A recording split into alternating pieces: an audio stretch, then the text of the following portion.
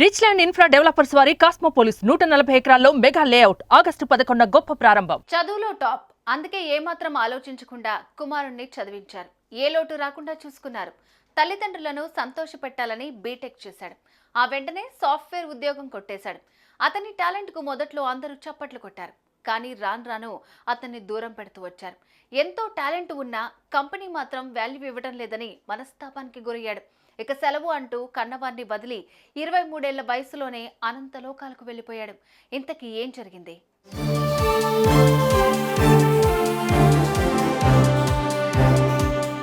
మెదక్ జిల్లా బర్దిపూర్ గ్రామానికి చెందిన దుర్గయ్య, యశోదకు కుమారుడు కుమార్తె ఉన్నారు. కుమార్తెకు పెళ్లి చేశారు. అటు కుమారుడు ఇంజనీర్ అవుతాను అనడంతో బీటెక్ లో చేర్పించారు. ఇంటర్ అవగానే గ్రామాన్ని కన్నవారిని వదిలి హైదరాబాద్ వచ్చాడు. బీటెక్ కంప్లీట్ చేశాడు. ఇంతలోనే రాయదుర్గంలోని ఓ సాఫ్ట్వేర్ కంపెనీలో జాబ్ వచ్చింది. దీంతో ఫ్రెండ్స్ తో కలిసి ఆర్టీసీ క్రాస్ రోడ్స్ లో ఓ రూమ్ రెంట్కి తీసుకుని ఉంటున్నాడు.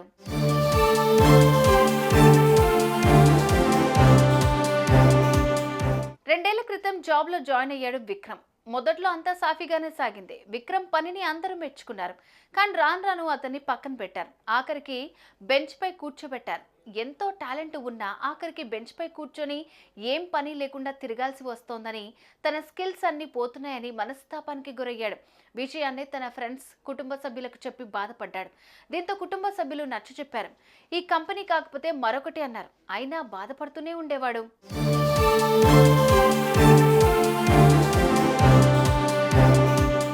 క్రమంగా విక్రమ్ అందరితో మాటలు తగ్గించేశాడు. దీంతో కుటుంబ సభ్యులు అతనికి కౌన్సిలింగ్ ఇప్పించారు. కాస్త బెటర్ అవడంతో గత 15 రోజులుగా ఆఫీస్కు వెళ్తున్నాడు. కానీ బెంచ్ పై కూర్చోబెట్టడం అతనికి నచ్చలేదు. ఉద్యోగంలో ఎదగటం లేదని లోపలే కుమిలిపోయాడు. ఫ్రెండ్స్తో తాను ఎదుర్కొంటున్న ఇబ్బందుల గురించి చెప్పాడు.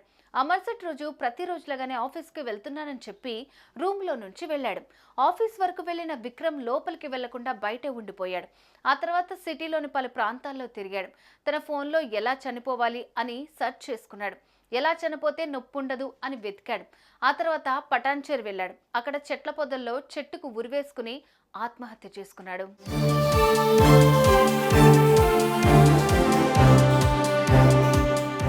అప్పటికే విక్రమ్ ఫోన్ స్విచ్ ఆఫ్ వస్తుందని అతని బాబాయ్ బీరప్పకు సమాచారం ఇచ్చారు ఫ్రెండ్స్.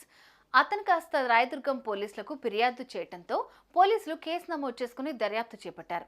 అటు విక్రమ్ ల్యాప్టాప్లో అతని లొకేషన్, గూగుల్ సెర్చ్ హిస్టరీ చూసి పోలీసులకు వివరాలు అందించారు. విక్రమ్ ఆఖరి లొకేషన్ పటాన్చేరులో ఎండ్ కావడంతో అక్కడికి వెళ్లారు. అలాగే అతని గూగుల్ హిస్టరీ ఆధారంగా ఆత్మహత్య చేసుకుని ఉంటాడని చుట్టుపక్కలంతా వెతికారు. ఇంతలోనే విక్రమ్ మృతదేహం ఓ చెట్టుకు వేలాడుతూ కనిపించింది. దీంతో పోలీసులు మృతదేహాన్ని పోస్టుమార్టం నిమిత్తం ప్రభుత్వ ఆసుపత్రికి తరలించారు.